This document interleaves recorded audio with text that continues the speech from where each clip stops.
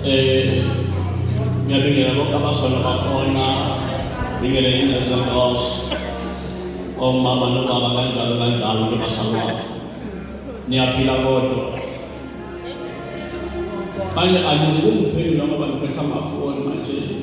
Cela ngikhulume nami asala. Niyaphila kodwa. Siyaphila khona njani wena baba? Azenabahle. Jwayele ukusho lokho basalwane ukuthi kulezi insuku masikhuluma ngobuhle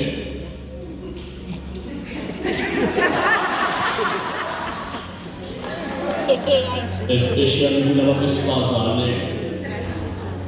asabuze izinto eziningi sibheka nje ishiya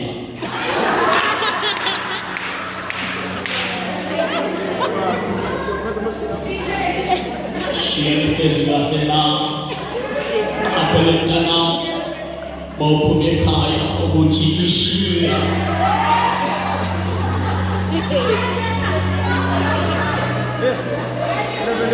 baza abantu besifazane nibahle indlela nibahle ngayo ngize ngifise ngathi ningangena nje enkonzweni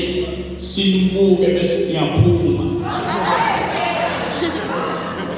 ngoba manje baqala bakhonzwa itshintshi la phathi khona masike saqala sathandaza sola manje lana umuntu ongene emuhle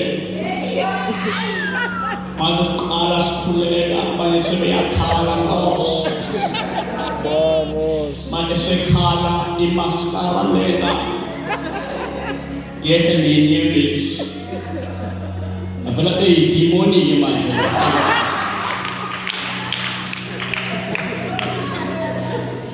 demonic likuwe noma uwi demonic thina abafundisi-ke abathangazelana abakubamba ikhanda uyabona nje ukuze kusale ney'nwele manje ezandleni gcina uthandaze kanti uthi uthandazela usista ma uthi uvula amehlo sekuyindoda sekuyinengelos waphela u-amen endaweni ngiyacasuke basalwane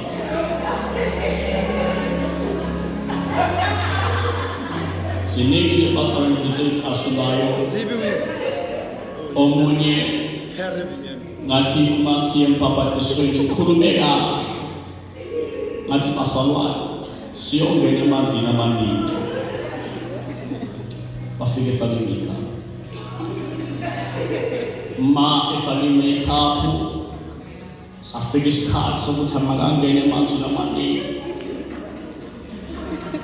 aseke imkhulekela ngamkhulekela aseke imfaka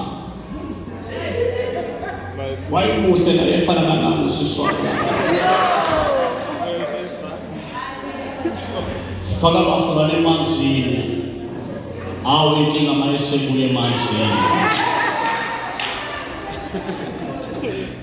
angisayiboni-ke le nkinga basalwane sengibona ngabantu sebethwaza bebaleka begcwele indawo yonke sesiyagijima nama-asha siyababamba siyitshela ukuthi abantu bangena amadimoni kanti cha usisa ngasafana make-up yonke isale emanzini